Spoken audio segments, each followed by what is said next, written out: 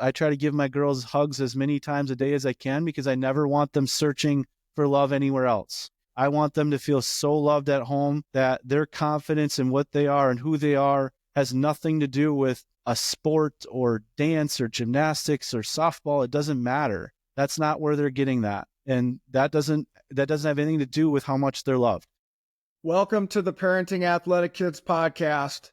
My name is Travis Rogers. I'm a mental performance coach and the father of 2 athletic boys.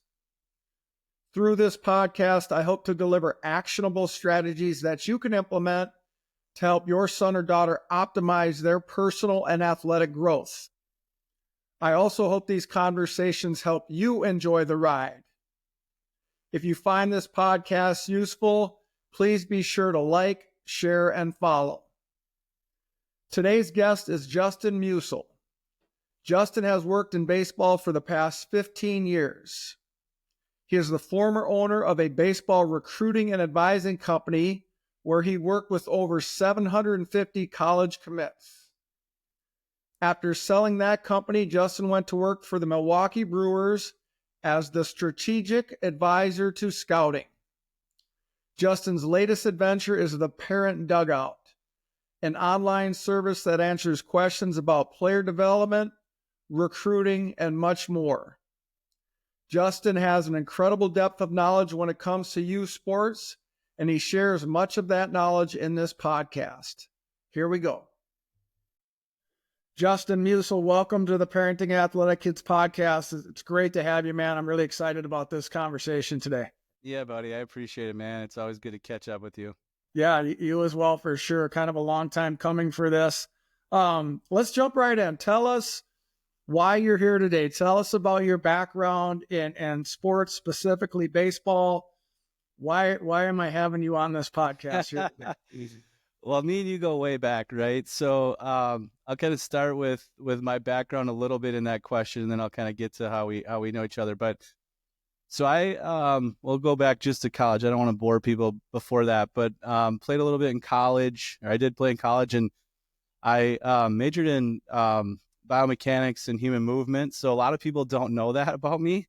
It's one of the few things that people a lot of times don't know about me. Is my interest at the core of it is human movement and the biomechanical piece of everything. So I've always felt like that's really helped me in the scouting world and stuff like that. And then after that, I did the strength and conditioning thing a little bit, focused on baseball players, and decided that that's a tough road. You're talking about Major League Baseball and building up from the ground up. You're at a lot of single A parks and double A parks for years. So I decided after a couple of years that wasn't what I wanted to do. And so fast forward a little bit and ended up starting a company in 2012 called Elite Sports Advising, where we basically sought out the best players in the U.S. and Canada. And that's where we met. Your oldest, Will, was obviously someone that we were really high on, and so that's kind of where we met.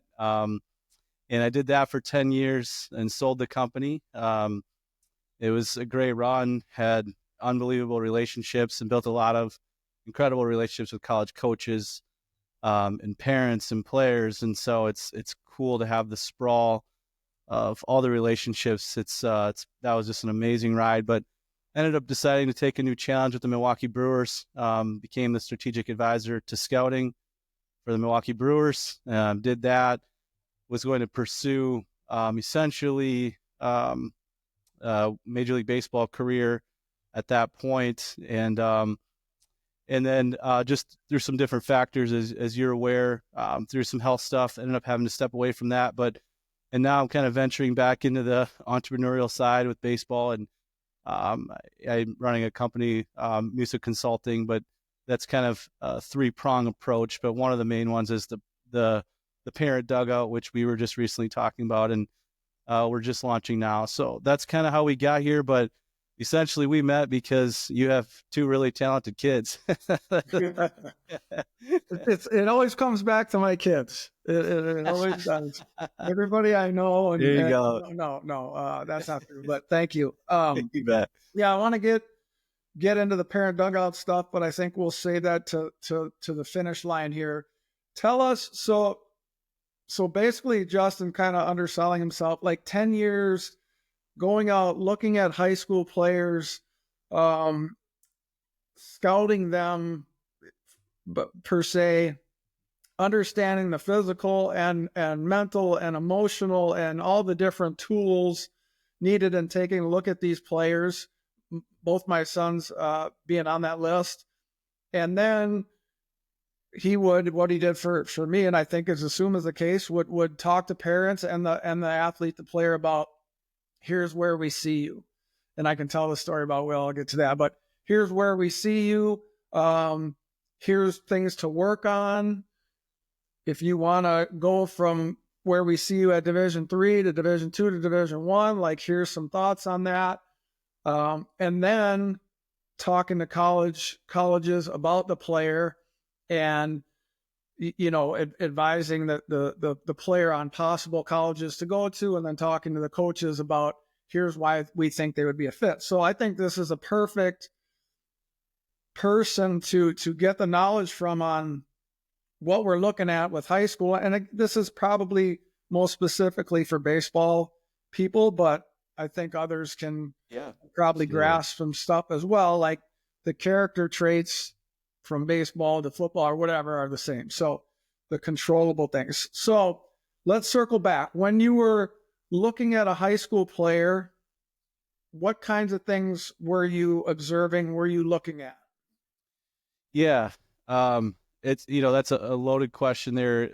One of the things that I was, for myself, what I was particularly interested in is from the moment I got to a game, and you touched on it, for years, I mean, 8-9 years, I was going to 10 to 12 games a week, showcases on the weekends. I mean, that's what I did. Like I was at a park basically all the time, or a showcase tournament, you name it. Like I was probably there. And so over time, what you're trying to get really good at, Travis, is you're trying to get really good at understanding where the player matches up, right? And so the better you get at that, the more credibility you gain with the players and the parents and with the coaches. And I think we did a really good job of gaining that credibility quickly because we really cared. We really cared about getting the player to the right school. And so part of that, as you're bringing up, one of the things that I would do is I would get to the park early, as you maybe observed with Will or Drew or other players. I like to see everything from the start. So I like to see, once they get on the field, what are they doing with their bag? What are they doing with their teammates? How are they preparing in the dugout 45 minutes before the game? What is their interaction like with other people at that time? Are they more locked in, or are they a little bit more loose? Both are fine. But I'm just trying to observe all of that. I'm trying to observe basically every human movement that they make. I'm trying to really get into their brain, right? And I think players can prepare any sport. Many players perform and handle themselves completely different. So there's not really one right way. But at some point, Travis, this is where I'm going with this. Before the game, I would like to see a flip. And this is on the big league side too. I would want to see a flip to locked in. So they can be loose. They can be doing whatever they want. I'm trying to feel that out. But there should be a point where you see that all of a sudden flip 10, 15 minutes before the game. And it is amazing. That simple thing was, I will still, I'll die on this hill.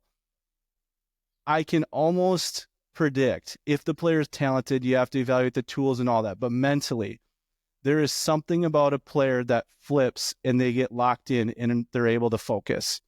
The elite players that can get into a game and lock in like that, it starts before the game. And that's where I would start with it. Then when we would get into the game, obviously it's a tool evaluation, which is hard enough, but you're trying, I would always be looking for presence, movements. The presence comes with confidence, right? I mean, I'm speaking of a lot of mental components of this, as you're so well versed in all that, but a lot of that was a big part of how I was trying to evaluate. The tools are the tools, and that they need to be evaluated too, right? But I have found, man, over time that if they don't have that mental component with them, it really doesn't matter what their tools are. The better the tools, the the more willing to take that risk you are, right? Whether it's college or pro. But there is a point where, like, if the tools aren't quite good enough, if the mental component is not there, and from what you're seeing, it flips, right? And so that was always, as I flowed through the game, that was always what I was trying to see is can they turn it on? Do they lock in? What are they performing like? Obviously, what are the tools like? And then now we flip to after the game, and I'm trying to observe that too. I want to see, what does that finish like? One of the things that I was really big on, Travis, I did not like to see guys like joking around and happy after a loss. Like at least like 5-10 minutes after, I don't want to see them break the huddle and like be joking around, messing around. Like, I know baseball's a long season. If you're at a club tournament or something, it's a little different because there's not as much of the competitive nature, but I'm talking like high school. Those are some simple things I'm looking for, because I mean, winners win, and winners want to compete. Winners tend to lock in. Winners typically want to get better. They're intrinsically motivated, which I was always going after. How do I find the guys that are intrinsically motivated? And all of those components that I'm speaking of, when you talk about the pregame stuff, postgame stuff, in-game, it's a big deal. And so it's complex when it comes to the tool evaluation, but it's even more complex when you're trying to understand the human, right? And so human behavior and patterns you can start to see when you see thousands and thousands of players, though. And it's still anecdotal to some extent. You're not able to define that clearly, so that's not simple. But from an experience standpoint, you and I could sit and watch players in any sport, and we could start to separate a little bit based on observations with their mental components, right? And how good they are in that realm, right? What is their mental ability to overcome failure? What does success do to them? What are the highs and lows do to them? Like, all of that stuff, man, you can start sifting through that watching any sport. And it does tie into the parent side of it, but that's why I'm so big on that side of it. So it's kind of a long-winded answer to your question, but for me, it was really more complex than just, how does Will hit? Like, what are his tools? Does he have the power tool? Does he have the hit tool? Like, does he have the arm tool? Like, all those things are a part of it, man. But like, more than that, I want to see the other components. Oh, I love that. Thank you for sharing that. I've got a bunch of questions that came out of that. Yeah, I think it kind of goes unnoticed because it's not measurable, right? And especially in this day and age where we can measure velo and exit velocities and launch angles and yada yada, like, it's easy to say, oh, this guy's at this level or this girl's at this level in any and all sports from a physical tool standpoint. And then that's what parents will lean into because they can see the measurable progress. With the mental skills, it's as you said, like, what are we looking at exactly? Unless I think you've seen it or know what you're looking for, at least it's hard to measure it. I can see it in kids I coach with the high school in their response to adversity. It's such an easy, and you don't always know, but normally we know, like, how did they respond after that tough strikeout call, or how did they respond after that, error? Like, that's a pretty straightforward one. Let me circle you back to, so you were talking pregame and kind of locking in. Tell me, how would you, if you can, I think it is kind of a hard to measure, maybe hard to describe kind of a thing. What would you see? A level of energy, a level of intensity, a level of, I'm just thinking out loud here, like now they're really engaged with their teammates, all those things. Yep. Yeah, great question. I think for me, I want to see a combination of things. And so one of the things that's very simple when you're close to them is actually just, what are their facial expressions like? Are they doing a little bit of breathing, right? Do you see all of a sudden it go from, some short conversations with some teammates to all of a sudden now it's like nothing? It's like a focus of what they're trying to accomplish, right? So those would be some of the things that you can easily see from afar away too. When you talk about like the deep breathing, you can kind of see, when guys are starting to try to get locked in with some of that stuff, right? Maybe a little bit of stretching on their own, right? Just, you can see this a lot, and you're seeing this a lot now too, where guys start separating from the pack a little bit, and they'll just start maybe stretching a little bit just to try to get themselves to a different place, right? It's kind of like they try to just get in the zone, and sometimes I think you can really see that with that separation, which is becoming super common. Those are some basic things that I would look for. Other than that, it might be a little bit of energy, might be bringing in the team to talk. You might hear a little bit of conversation, that there's like, some sort of pregame talk of like, hey, this is what we're going to do. Let's go. Like that, anything like that I always liked, but it could be completely silent too. But most of the time you'd see some shift. You'd see some shift in the mannerisms. And as soon as I saw that, or I would see like the stretching, the deep breathing, or maybe just taking the bat off to the side and just taking a few swings and like closing the eyes, right? Like the visualization that you see. Sometimes I'd see a fielder just with their glove, like just making movements by the dugout, just trying to visualize what they're going to be fielding for a ground ball. Like all of those things to me is just someone trying to prepare themselves for the game, and now they're just locking in. And I think what's really interesting, I'm gonna kind of like sidetrack a little bit on a story, and it relates to you. And I've never shared this story before, but a lot of people don't know that are listening that the Milwaukee Brewers, we drafted your son Will out of high school. But before that, and I won't give the name, but there was another high school catcher that we were evaluating. And we had, in fact, our area scout was pretty high on the other catcher. And so I went to a pre-draft showcase, and it was a very, very, talented showcase. And so most teams are there, right? If not all of them. A lot of decision makers are there. And throughout that day, Travis, I saw very little smiling from the kid. I saw very little enjoyment. I saw a lot of body language that really showed he didn't want to be there. I felt like the effort was pretty poor. Couple of pass balls that, just very little effort, and bad pitches, but just very little effort. At the end of the day, it's kind of coming back to what you're talking about here, and how we can, help kids and parents. But at the end of the day, I literally made a call to my boss, and I was like, I want no part of that. He's in front of every major league team right now. He doesn't want to be here. Like I put myself in that spot as a senior in high school. It would have been one of the most unique opportunities, and the privilege to be invited to that in itself should be enough to get you going, right?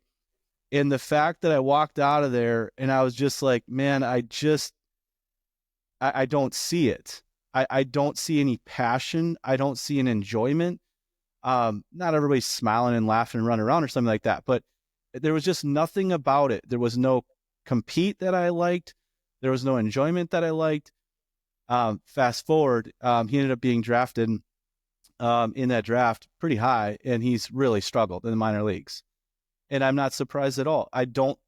It just did not seem like he wanted to be there. Now, can kids have a bad day and all that? Absolutely. Could he have had some personal things going on? But that's where now, as part of helping in those decisions, now I'm doing some background checking, talking to some other people, and it's like, wow, I'm really confirming all over the place that this is just who he is, right? A bad day for any kid, I just want to make this clear. Kids have bad days. Like everybody should have patience with kids. I mean, I'm really, really big on that. I'm not saying that kids can't have a bad day, not want to be there that day. There's so much that they deal with personally. I'm not suggesting that kids can't have a day where they don't lock in and but at the same time, when you're talking about a professional decision, right? Like Now you're talking money on the line. You're talking business. In this situation, it was very clear.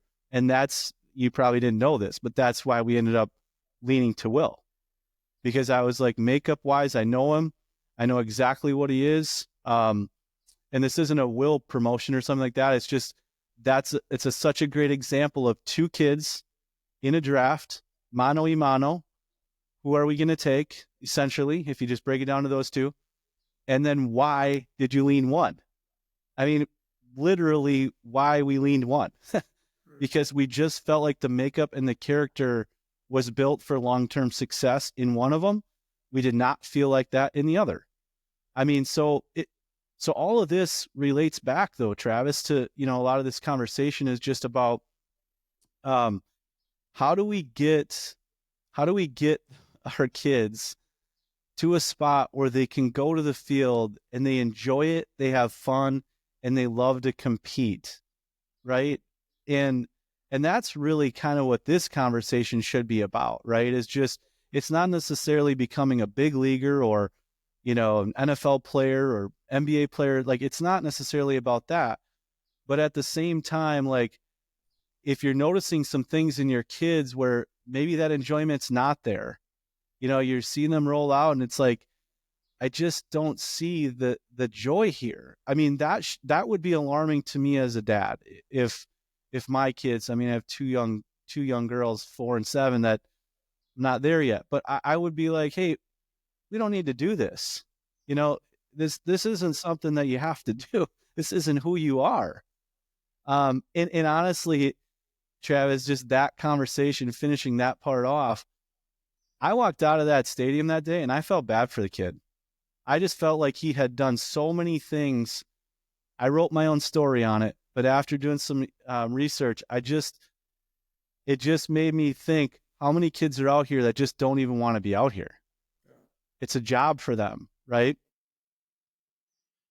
It's a long story, man, but, and I've never shared that with you, but I think it's important.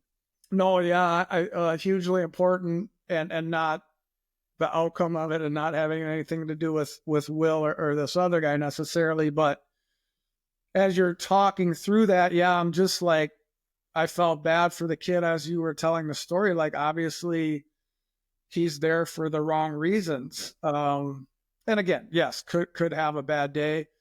But that circles, you're 100% right. Like, this should be about parents that are listening to this. Isn't about, okay, there's probably not too many people listening where your son or daughter is going to be in this position, right? So that doesn't matter. But if they're going to play in college, whatever it is, high school, we want them to go out there and playing with passion. So we have to be sure that's first and foremost. I love that. And then all the other things you talked about are controllable things. Having really good energy, putting forth good effort. The thing you were talking about that dawned on me, and you're talking about kids locking in was, and I just released a podcast on this today, parents. It's about having routines that set you up for success, get you into the zone, as Justin said, like, and it doesn't have to, everybody's different, and it doesn't have to be super complex, but there is a piece, an element of a proper, and this is especially true right at the high school level and beyond, not so much maybe at 10 years old or whatever, but even then we can start them in this process a little bit. Physical things, just was talking about glove work, grabbing a bat, physical things, but also the mental piece, getting into that place where you are playing with passion, playing in the zone, using visualization, using positive self-talk, using journaling, all these things that I've gotten into in other podcasts. So that was awesome how and Travis got into all that. Here's the thing, bud. It also relates to the 12-year-old though too. If you're talking about from a parent standpoint, if your kid loves to play any sport, your goal is to help support them to be good if they want to be good, right? I mean, I don't think it's healthy to attach to being great at a sport or something like that. But if they want to play it and they want to get better, a simple thing to do is routine. Have a routine, right? In whatever they're doing. And I think that you summarize what I was saying essentially with like the pregame stuff is like, what kind of routine do they have? And I think when we talk about performance, one of the more simple things that you can do as an athlete in any sport is have a routine. You could do that at 12 years old and it will help you perform better. Yeah. Right. Right. And I think that's kind of some of the point I'm trying to make here too, is like, you're right. We're not just talking about big leaguers and we're not just talking about college players. This actually relates to all players. And if a kid plays a sport and they're really passionate about it and they want to get better, I think that's where parents can really help support that. Yeah. And the routines, we'll go on to the next thing here, but at the younger ages, routines might be just about just having a certain comfort level, a certain level of competence. I know if I do this, this, and this, like I'm just going to be more comfortable. It calms me down. It gets me in a good place. And then routines at some point develop into, it's going to give me the best chance of success in this game if I have certain physical and mental things that I do. But I love that. Tell us, so the kind of the next thing you mentioned was how you would watch in-game stuff. And I know you talked about dealing with adversity. Are there other things in-game, again, trying to think about this, how parents can relate this? So hopefully pre-game, what we talked about is building good routines, making sure they're in love with the game, different things like that. In-game, what are some things that you looked at or that parents can help their son or daughter be mindful of that a scout or whoever, a dad, whoever, is looking for? Yeah, I mean, when we're talking about in-game, essentially, I think most people think performance, right? Because you're trying to win a game, whatever sport you're playing, it's in-game performance at that point. But in-game performance to me is not just about the athletic performance. There's a human performance in it too. And so what I mean by that is the human performance in it is, I faced some failure and this is how I handled it, right? That's more of the human performance element of an in-game situation. And so I think for me, as I was watching a lot of kids, I'll go watch, one of the things I do every year, Travis, I'll go watch like little league games. I just love to see the pure joy and happiness. And I do it for a reason though, because it kind of resets me into like what it's all about. Yeah. And so I intentionally do that every year. It's one of my favorite things to do. And I usually just stand on the line and watch a game randomly. But in that, one of the things that I like to see too is just when we talk about performance and in-game, like how are they doing in game, and are they prepared in game mentally? Are they positioned in the right positions mentally, right? So pre-pitch stuff would be a good example. Like, and some of that stuff is like coaching, right? In any sport is just kind of noticing what they're doing and maybe where they could use some coaching and some development, with where they're standing in the field, or when they're hitting, the pitch is coming and they're not even really set yet. Like just some simple things like that, right? Now, as you push later, when I talk about human performance, it becomes more advanced. It becomes more skilled, meaning like a really big game in front of a lot of college coaches or something, and first two at bats are strikeouts. Perfect. Let's see how he handles it. Like, and I don't think people understand that pro evaluators, college coaches, that they can see failure quick in a game and see that as a positive, because now they get to see how the player reacts. So now I'm locked in on that player in the dugout. Was there anything thrown? Look, I mean, sometimes there's a helmet toss, there's frustration, no problem. But are they able to move on from that? Are they able to pick up some other teammates? Are they now back to cheering for their next teammate up at the plate that's got a big situation for themselves? Like, what does that look like? And then do they take it back to the field? Like, what does their defense look like, right? So now you're evaluating this like resiliency essentially in game, and you can watch it like unfold right in front of you. And it's amazing because you can do that at any level. And one of the things that I really encourage parents to do, especially at the young ages, is kids struggle with failure, right? I mean, I got a 4-year-old that just messes around she's 4 and she's messing around swinging in the yard and running around the bases. If she gets tagged out, it is a colossal failure. Like, she is very upset. She doesn't want to play anymore, right? She's extremely competitive.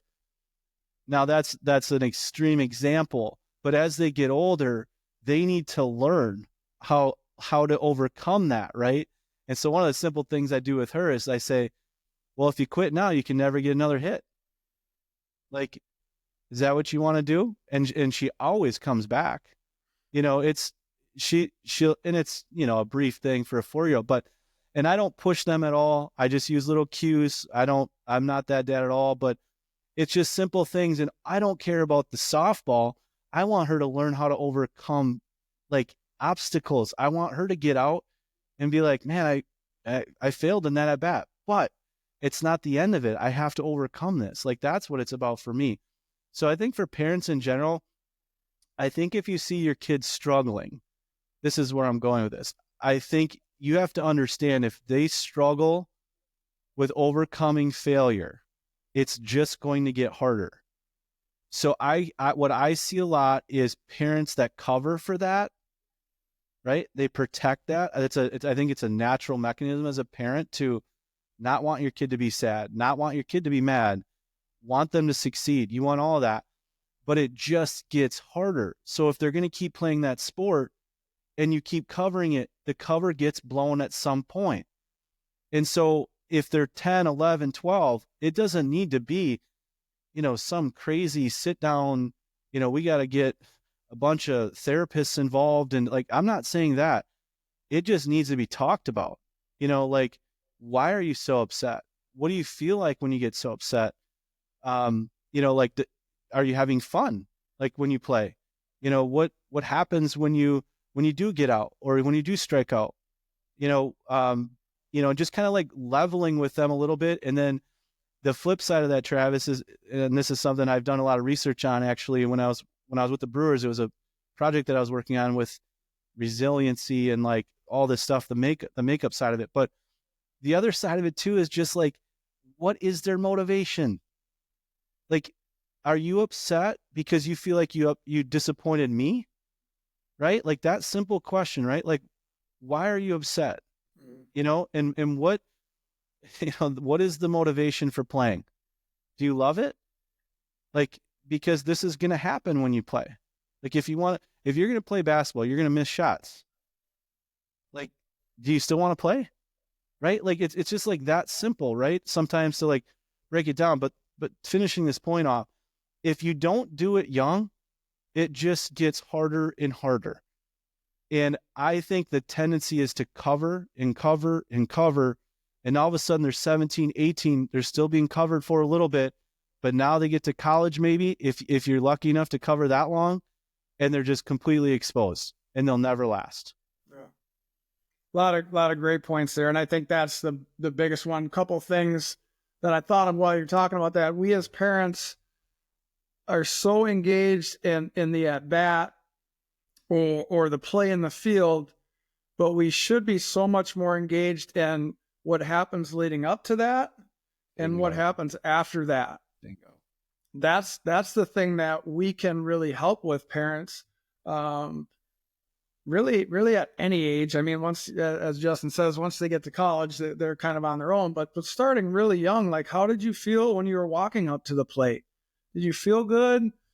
How did you feel after you got called, struck out, or made that mistake? But we put so much emphasis on the how many hits they got or how many strikeouts they got when they were pitching or whatever. And it's all this time in between that you talked about what you were looking at. Were they in the right position to make a play? Did they have a prep step ready to go with their feet? You can't see inside their heads, but if they were doing those things, they were probably mentally ready. And how did they respond after the adversity? Did they get right back on the field? These are things, parents, that we can and should be talking to our sons and daughters about, and trying to stay away, because that will make a better outcome, and let them have a better experience. Them understanding it. We're not emphasizing the result. We're emphasizing, were you ready and how did you recover? Man, I mean, that's all. As you were talking about what you were looking at, it was just, I don't know if I've ever said it like that before, thought about it like that before, but super, super powerful, super important for parents to know. And I think these are great. There's some conversations as parents we should stay away from. After an 0 for 4 game, what did you do wrong? Blah, blah, blah. But we can certainly say, how did you feel leading up to the game? How did you feel walking up to your at-bats? Did you feel good? Anything on the stuff that I just said? Yeah, I have two things. I heard a quote about a month ago that I'll never forget as a parent, and you've maybe heard this before, but when you criticize your kid, they don't stop loving you, they stop loving themselves. That's one of the more powerful quotes that I'll always remember that as a parent, because there are times to step in and have conversation and redirect, give them direction, all that. I believe in all that. No question. However, when we criticize a lot, I think that there's a tendency for parents to slide in criticisms that they think that they're getting away with it by, like, hey, well, I think you should do this. That's a criticism, right? Like, yes, that might be constructive feedback in the right moment, but the way that kid is going to take it is criticism in that moment, right? And so we have to make sure that they're ready to receive things at the right time. It's the right conversation for that. And we don't want to, barrage them with those criticisms, right? That's the first thing. The second thing is, Travis, and this is maybe a whole nother conversation. I am hearing more and more about parents who are paying their kids for a goal, or, they get to go to their favorite restaurant if they hit a home run, or, they score a touchdown and they get $100. Like, I mean, that to me is like, all that's doing is showing to me, it's proving to your kids that their individual accomplishment in that game is what matters, right? Because how about the 0 for 4 where they roped 4 balls, played excellent on defense, were extremely positive. They were there for their teammates. They built them up, maybe made a critical play on defense. You're telling them that all that matters is the home run, or the hit. Like, it creates a selfish sort of individualistic sort of mindset. And that's the first part.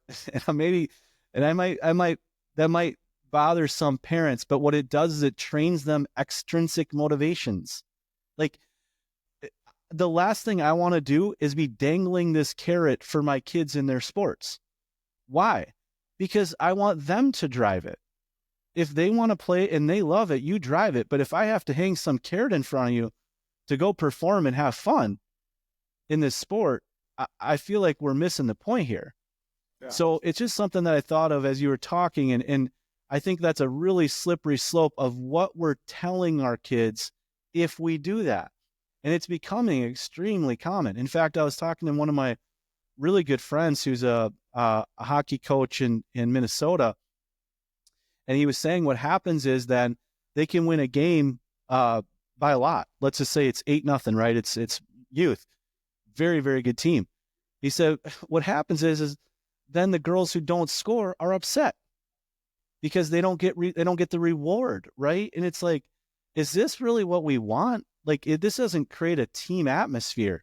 That means, he said, like, he could literally see kids that were upset when other kids would score because it wasn't their score, it wasn't their goal.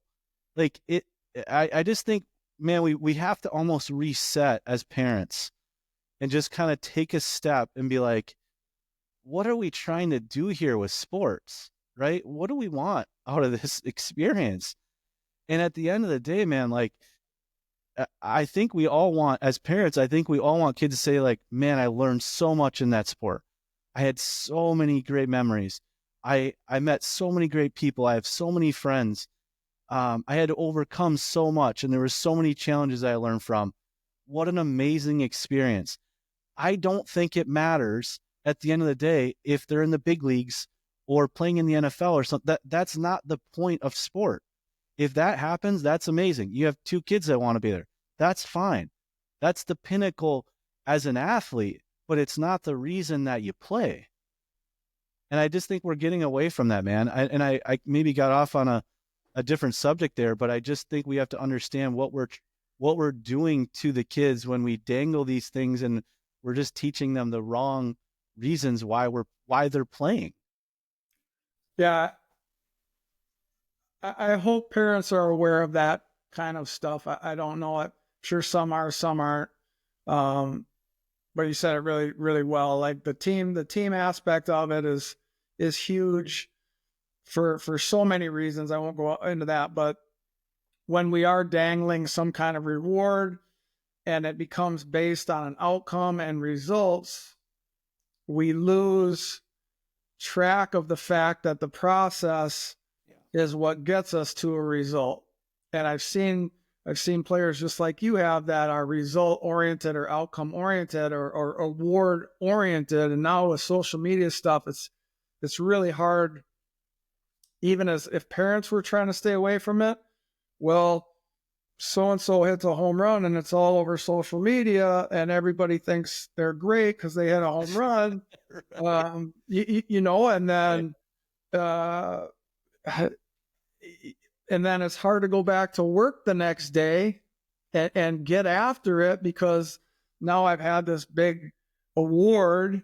And so we won't go down that path too deep, but I agree with you 1,000,000% that if we focus on the effort and the energy and the passion and the process and do it over and over again, even if their goal is, as my kid's goal is to play professionally, now they're enjoying the process along the way. They're okay with ups and downs of it because they want to show up to practice every day and they want to be around their teammates and they want to cheer on their teammates. And it becomes so much bigger than just the eye on that one single prize. So I think you said that great. And then I just wanted to throw in my 2 cents on that as well.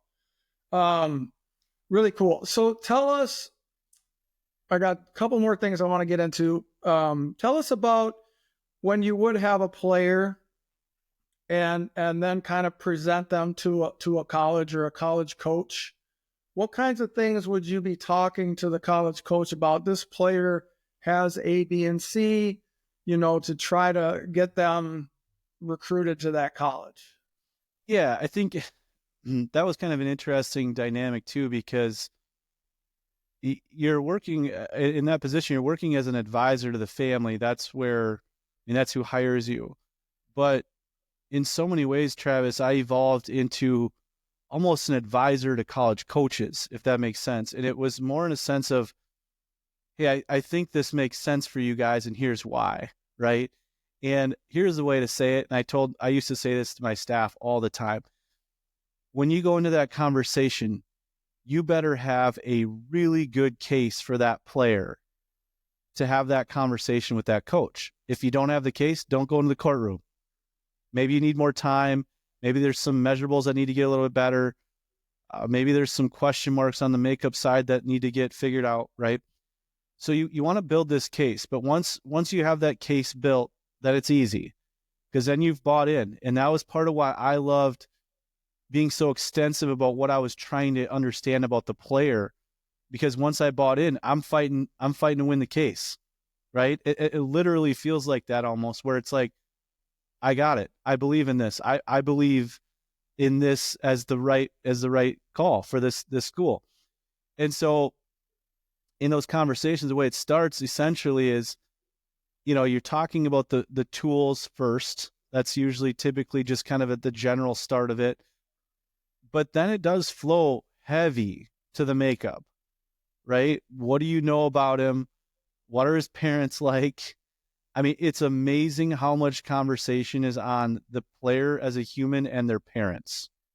It's I think people would be shocked at how interested the coaches are in that, because it's a predictor. It's a predictor of success.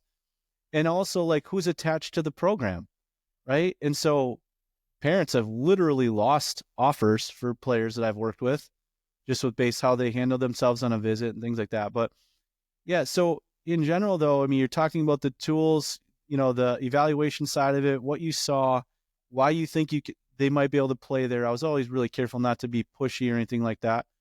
Just give them information, try to get as much anecdotal out of it. You want to give them facts, but then the conversation does flow to the makeup and how do you know, what's the character like, and then once you start having success with some players, then it's just easier because there's a trust factor built that there's some sort of vetted process, right? But that was kind of the initial part of it. It was just, usually it's a 30 to 45-minute call. A lot is discussed, details that a lot of people probably would have just no idea on, like, why would that be talked about? Or, what's the eating routine like? What's the weight room routine like? Do they have a girlfriend? Is it a serious girlfriend? I mean, there's just conversation on anything that you can think of because they're trying to just understand the human, and I think once they have a lot of that, they're trying to get comfortable in that decision, right? And essentially, I think over time, the player is the one that wins that, though, right? It's either going to confirm what I'm saying or denying, right? So then when it moves to like conversation on the phone, so many times that, I'd get a text like, man, I love this kid. You're right. I really like this kid. I like the makeup, like how he handles himself, like now we're getting somewhere because now they're buying into it themselves and they need to see it themselves. So it's kind of like getting the player to the interview, and then they gotta get the job, right? Like, and sometimes they don't do well in the interview and they don't get the job. So that's kind of how it went. But a very straightforward process, but a lot more details than people would probably think. I think that helps a lot. Just yeah. I mean, I was kind of aware of that and what a discussion might look like, but I think that's really cool that a big part of it is the human element. Yeah. I think as I've gone through this process now with two kids and watched a ton of college baseball, there are so many more talented players than I ever, in Minnesota, it's kind of you see a small group. And then as you just expand, and now I've watched games in California and Texas and Atlanta and Florida, wherever, I think it's important for parents to realize the talent pool is huge, and the makeup is a separator. It really is. So, and that's totally controllable and something that needs to be thought about when they're just starting out in sports. What kind of human being are we trying to raise here? Not what kind of baseball player, football player, whatever it might be. What kind of human being? And those things can walk hand in hand, right? They certainly should walk hand in hand, trying to raise somebody with high character and somebody with high levels of skills. What's two more questions. What do you see? So you've seen a lot of good players, great players that are now professionally. Are there any distinguishing factors, controllable character, mental skill factors that you see that separate, somebody that, maybe, I don't know, at any different levels, a Division 3 versus 2 versus 1, or a Division 1 person that's had success? And now is there anything, that's a pretty broad question, but are there a couple, three things like, you know what, to be the best of the best, this is an important controllable character skill? Yeah, I'm glad that you brought this up. I would say number one is emotional control. So I think when I reference emotional control, you can get fired up. It can be the fist pump. It can be, you see big leaguers doing this all the time now, right? There's a ton of emotion in that. But when it comes back to the actual in-game perform, they're back on. They're back to level. So they can rise up and then control it so well that they can get themselves so fired up and then boom, back down. Now I'm here. Right. And I think, so that would be the first thing that I would say is emotional control. I mean, resiliency. I mean, if you don't have that part of it, the mental toughness, the resiliency, I mean, you're not going to have success long term in any sport. So emotional control, the resiliency, I think, is huge. The third part that I think is a huge factor that I think we kind of misunderstand a little bit now is confidence. What does confidence actually mean? Confidence is actually, like a true self-confidence. It's not what is shown necessarily. Many times the kids that are boisterous in the confidence are actually insecure, right? And so security, for example, in interviews that I would look for, as I kind of expand on this a little bit, whether it be an interview for a kid that might have been a client or on the pro side or whatever. Like, I was always looking for like vulnerability, like, hey, here, like unsolicited. One of the things I need to do a better job with is, if I make a mistake, I need to recover better. That's something that I've been working on, and that's just something I haven't done well. See, that's actual confidence. Like that person is comfortable in their own skin, right? Versus talking around a weakness of like, well, I've gotten a lot better, but here are some things that I've done. But I mean, I'm getting better, I think. I wouldn't call it a weakness, right? You see the difference in the two, right? The one is not wanting to admit it because they don't have the true confidence. So self-confidence is huge. I think it starts in the home. So parents listening, I mean, we want to encourage, we want to build up. I think we want to be honest with them always. And I think there's times to, to try to encourage or, and maybe, I think that you don't want to be, critical in situations while you're being honest, if that's what you have to do. But I do think honesty is critical. Loving them, caring about them, caring for them. I mean, I try to give my girls hugs as many times a day as I can because I never want them searching for love anywhere else. Like, I want them to feel so loved at home that their confidence in what they are and who they are has nothing to do with a sport or dance or gymnastics or softball. It doesn't matter. That's not where they're getting that. And that doesn't have anything to do with how much they're loved. So there's just little things like that I would tell you. I gotta mention a fourth. My top three would be those. I would say this though, from an add-in standpoint, out of my experience, Travis, of dealing with well over 500 Division I athletes, other college players as well, but then also big leaguers and the kids that I worked with that made it to the big leagues. It is unequivocal that they had amazing support around them. Not necessarily, so mom, dad, yes. But, one situation, a kid had lost his dad, but he had been an amazing influence on him before he passed. Right. But just a rock solid foundation at home. And I've seen it, I think the ideal is the structure of the home of the foundation of the home and all that, I think is obviously huge. But I've seen it too, where like grandpa and grandma raised them, but the foundation of the home was solid. They were comfortable. And when you start getting away from that, whether it's a kid that's a foster kid or something like that, I think that then now you're starting to run into, not that it's their fault, right?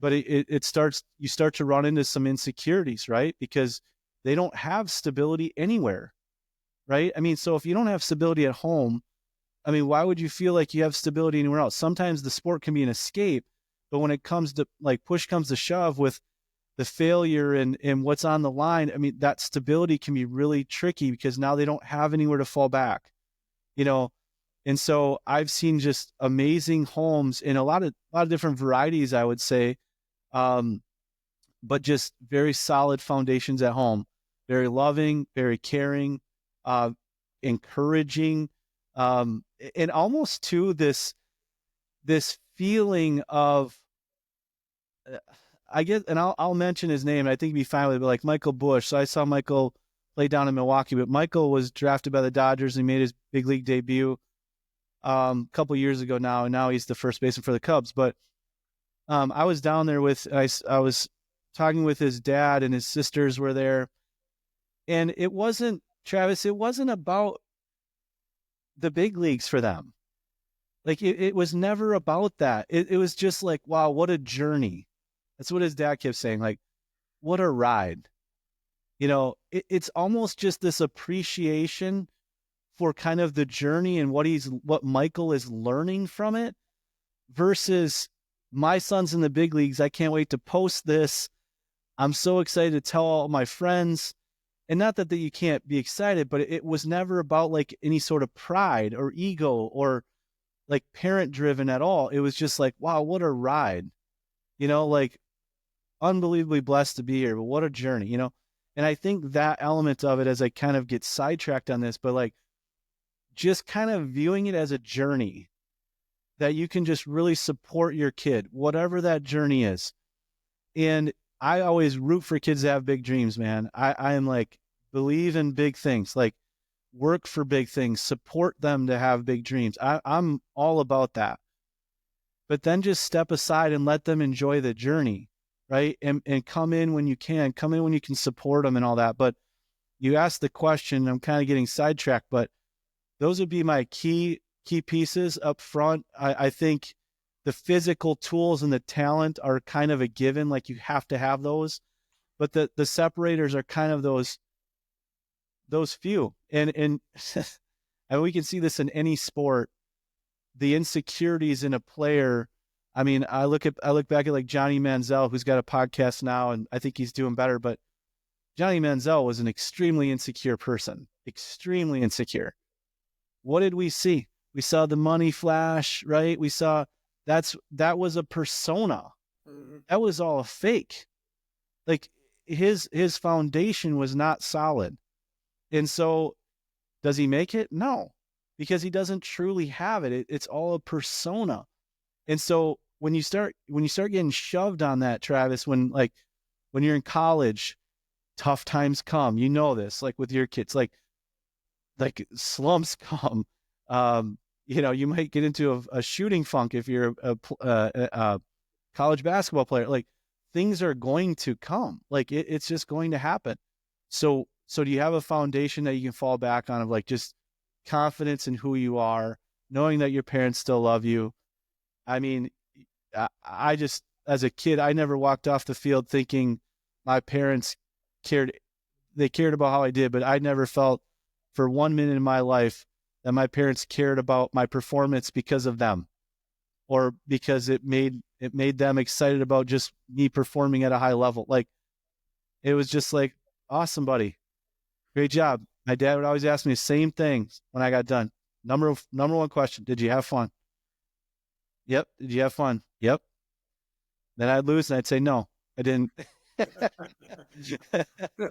It's really that simple, right, Travis? Yeah. And we get so distracted with some of this stuff, and it's like, did you have fun?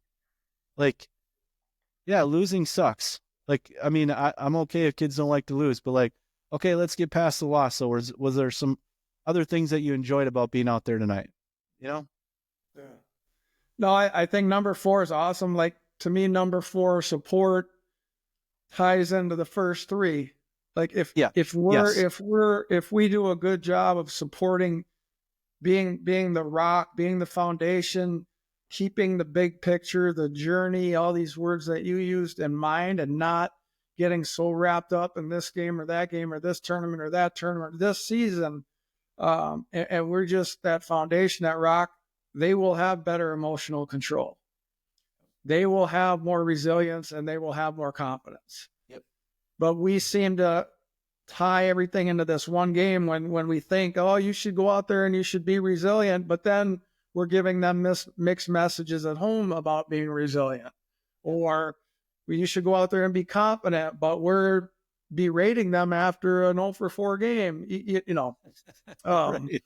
Right. So So I love that, and house support, I think, is the foundation. We could go into each one of these and spend a whole podcast on each one of these. We won't do that, but I think having that list is super helpful. And then parents just stepping back and am I helping in this area, or am I hurting in this area? Or if there's things I can do better, how can I do them better? How can I help my son or daughter have more confidence? And we've done podcasts on that. We pretty much covered all these, not the emotional control per se. So I'll definitely get into that one at some point, but really good. Last thing, and then we'll start wrapping up. Tell us about the parent dugout, what you're into right now. What's the purpose of that? I've told you I've looked at it. I think it's super cool. Tell us about the parent dugout. Yeah, man, I appreciate all the words too, Travis, and for having me on here. But so the parent dugout is pretty simple. It's a vision I had a while ago, actually, on having some sort of platform that, for this, it's specific to baseball parents, all ages though, so youth and high school. But it's essentially like, so I'm the host on this platform, so people can ask me questions directly.